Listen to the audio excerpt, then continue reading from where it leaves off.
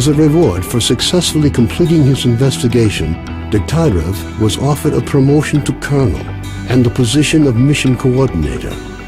He declined the opportunity to work at the HQ and submitted a personal request to be sent to the zone as the USS Permanent Observer. The information about the development of psi devices obtained by Dektyrev alerted USS commanders. All the information gathered on X-designated laboratories was removed from military archives and filed as top secret. All personnel working in the zone were ordered to prevent the disclosure of information about the laboratories at any cost. Several experimental samples were made on the basis of technical documents for Item 62. Following a set of test trials, it was decided not to go ahead with large-scale deployment of the weapon due to the high cost of ammunition. Nonetheless, it would be reasonable to assume that further development of the Gauss rifle is ongoing. Sultan and his gang left the Skalsk to do their shady business elsewhere after their attempts to capture the ship failed.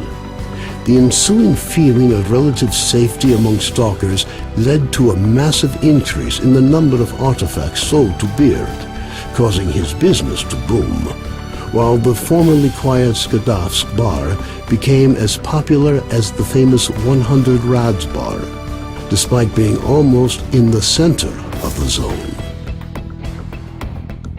Following the destruction of the Bloodsucker lair, it's unlikely that anything could significantly change the state of affairs on the Skadovsk.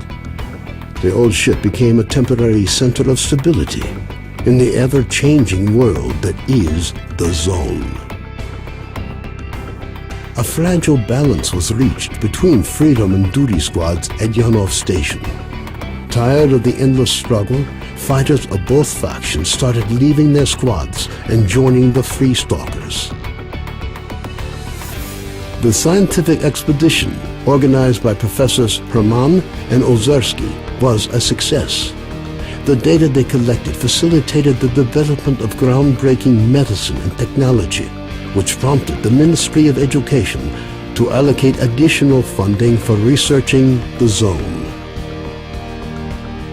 Gary's stories about the Army's fate scared stalkers away from Pripyat. The few who dared to venture into the city ran into inexplicable phenomena, which added further dark strokes to an already gloomy picture of the dead city.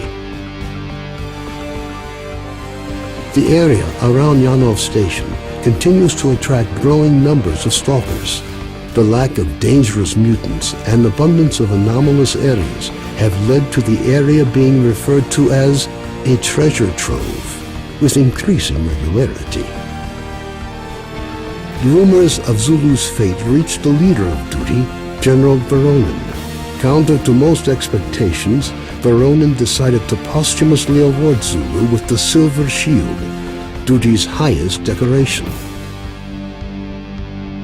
Vano headed off to the freedom-controlled military warehouses, where his cheerful personality and optimism quickly earned him the popularity they merited.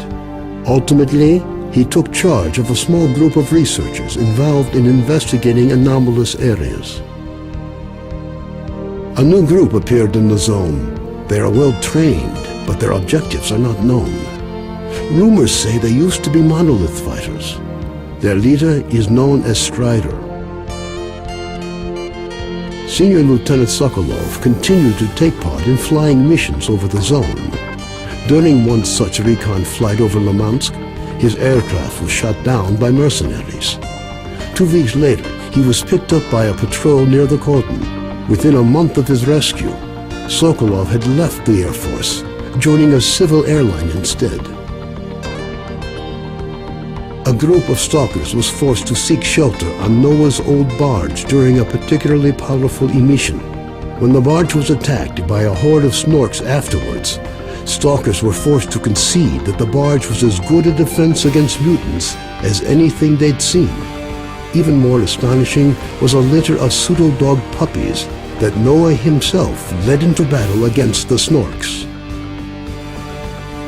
Having overcome his alcoholism, Cardan left the Skadovsk.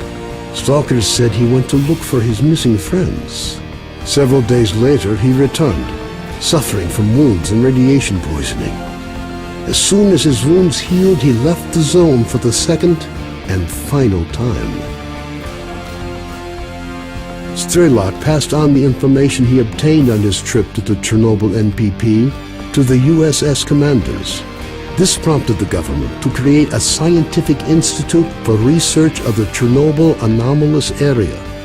Strelok took up the position of chief scientific consultant to the institute.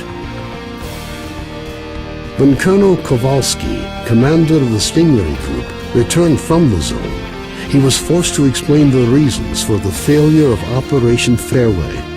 Following a dragged-out investigation and the brass's failed attempt to make him the fall guy, the colonel was finally given an honorable discharge.